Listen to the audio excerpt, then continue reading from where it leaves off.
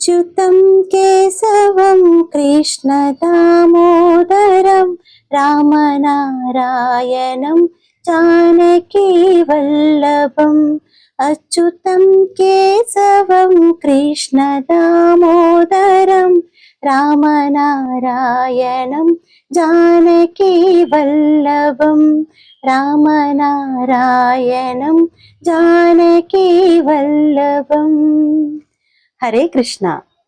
అందరికీ శ్రీకృష్ణ జన్మదిన శుభాకాంక్షలు. కూకట్పల్లి ఆల్విన్ కాలనీలో జరిగినటువంటి శ్రీకృష్ణ జన్మదిన వేడుకలను ఈ రోజు వీడియోలో చూద్దాం.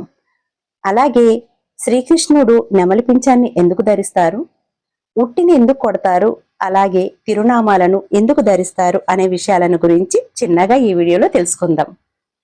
ఈ వీడియో కనుక నచ్చినట్లయితే తప్పక లైక్ చేయండి. ముందుగా తిరునామాలు ఎందుకు పెట్టుకుంటారో అన్న విషయం గురించి తెలుసుకుందాం. తిరునామాలు ఇవి చూడగానే మనకు తిరుమల వెంకటేశ్వర స్వామి, శ్రీ లక్ష్మీ నరసింహస్వామి, శ్రీకృష్ణుల వారు, టోటల్ గా మనకు శ్రీ మహావిష్ణువు గుర్తొస్తారు కదా.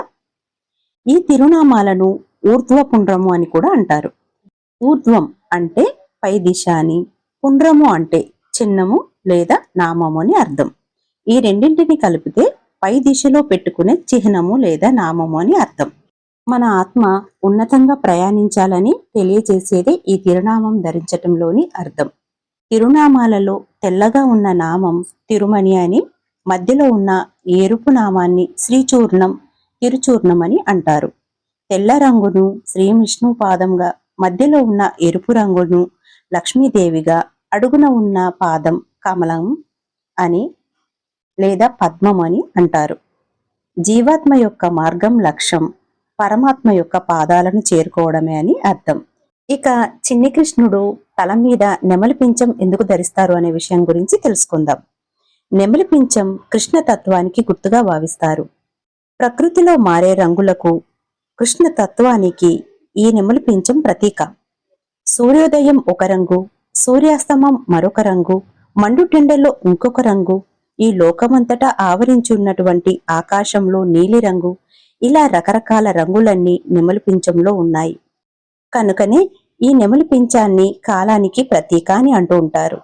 ఈ నెమలి పింఛానికి మన మనసుకు అవినాభావ సంబంధం ఉంది. నెమలి నీలి మేఘాన్ని చూసి పురివిప్పి నాట్యం చేస్తుంది. అదేవిధంగా ఎదుటివారి ఆనందాన్ని చూసి మనం కూడా ఆనందపడాలి. నెమలి పింఛం ఆనందానికి చిహ్నమని, జ్ఞానానికి ప్రతీక అని అంటూ ఉంటారు. ఎన్నేళ్లు గడిచినా చెక్కు చెదరని నెమలి పింఛం సోయగాలు మనలో ఉన్నటువంటి మంచి లక్షణాలు చెక్కు చెదరనివ్వకూడదు అనే విషయాన్ని మనకు తెలియజేస్తుంది. ఇక ఇదంతా కృష్ణతత్వానికి ప్రతీక. మరి పురాణాల ప్రకారం శ్రీకృష్ణుల వారు నెమలి పింఛాన్ని ఎందుకు ధరించారో ఇప్పుడు తెలుసుకుందాం. చిన్నప్పుడు శ్రీకృష్ణుల వారికి ఎన్నో బాలారిష్టాలు, గండాలు రావడం వల్ల భయపడినటువంటి యశోదా నందుడు ఇద్దరూ కలిసి శ్రీకృష్ణుల వారి జాతకాన్ని ఒక జ్యోతిష్యునికి చూపించారు.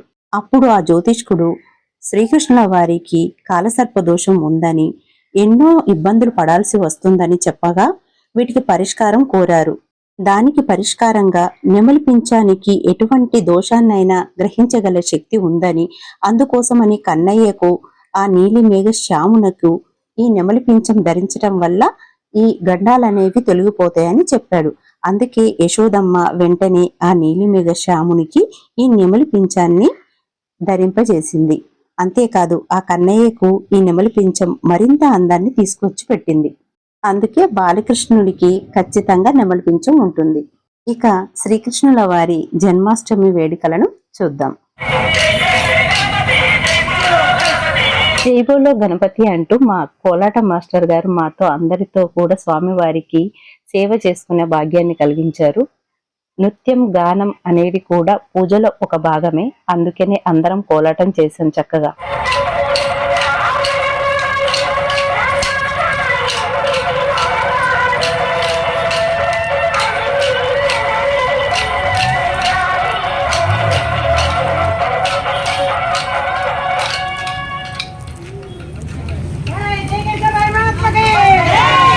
హరే కృష్ణ, హరే కృష్ణ, హరే కృష్ణ.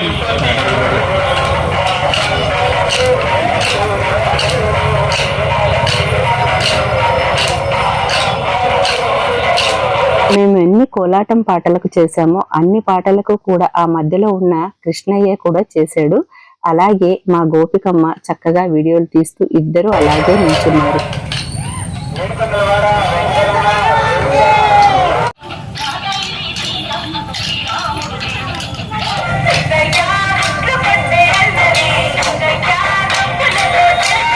చిన్నపిల్లలకు ఇప్పటి నుంచే మన సంస్కృతి సాంప్రదాయాలు పద్ధతులను గురించి నేర్పడం వల్ల ఫ్యూచర్ లో వాళ్ళు మన ధర్మాలను పద్ధతులను వాళ్ళు ఫాలో అయిపోయి నెక్స్ట్ తరానికి అందిస్తారు. కాబట్టి మనం ఓపిగ్గా వాళ్ళతో కాస్త టైం స్పెండ్ చేసి వాళ్ళకు నేర్పించే బాధ్యత మనదే.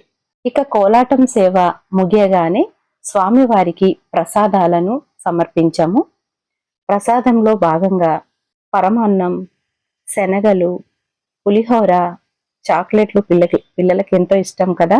మరి స్వామివారికి పిల్లలంటే చాలా ఇష్టం, అందుకే చాక్లెట్లు స్పెషల్ గా పంచిపెడుతూ ఉంటారు అందరూ. అలాగే స్వామివారికి అటుకులు, బెల్లం అంటే ఎంతో ఇష్టం అని అంటారు కదా, అవి కూడా సమర్పించాము. యాక్చువల్లీ అటుకులు, బెల్లము అంటే స్వామివారికి ఇష్టం అని మనం అనుకుంటాము. కానీ స్వామివారికి ఆ అటుకులు, బెల్లం ఎందుకు ఇష్టం అని అంటే, పరమ కటిక దరిద్రంలో ఉన్నటువంటి స్నేహితుడు తన స్నేహితుడైనటువంటి శ్రీకృష్ణుల వారిని కలవడానికి వెళ్ళేటప్పుడు తీసుకెళ్లడానికి ఏమీ లేక చివరికి మనస్సును పెట్టి ఇంట్లో గుప్పెడు అటుకులు ఉంటే ఆ అటుకులను తీసుకెళ్లి స్వామివారికి సమర్పించారు. ఎంతో ఆప్యాయతతో ప్రేమతో తీసుకొచ్చినటువంటి అటుకులను స్వీకరించి మురిసిపోయి ఎన్నో రెట్ల ఐశ్వర్యాన్ని తన స్నేహితునికి ఒసిగిన మహానుభావుడు, మిత్రశాలి మన శ్రీకృష్ణుల వారు. ఇందులో కావాల్సింది ప్రేమ, భక్తి, విశ్వాసంతో సమర్పించాలి. కానీ ఏ ప్రసాదమైన స్వామివారికి ఇష్టమే. ఇక పిల్లలంతా ఎంతో ఇంట్రెస్టింగ్ గా ఎదురు చూసే టైము ఉట్టి కొట్టే టైం. ఆ ఉట్టి కార్యక్రమం చూసే ముందర కాస్త చిన్నగా ఉట్టి ఎందుకు కొడతారు అనే విషయాలను గురించి తెలుసుకుందాం.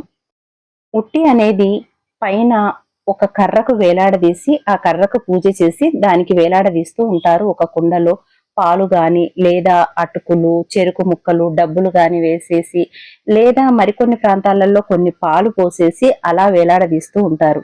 అప్పుడు ఆ ఉట్టిని కొట్టడం కోసం అనేసి ఒకరి మీద ఒకరు ఇలా చేతులు పట్టుకొని ఇంకొక స్టెప్ అలా స్టెప్ వైజ్ గా పైకి ఎక్కుతూ ఉంటారు. లేదంటే ఎవరి సహాయంతోనైనా పైకి ఎక్కిస్తూ ఉంటారు.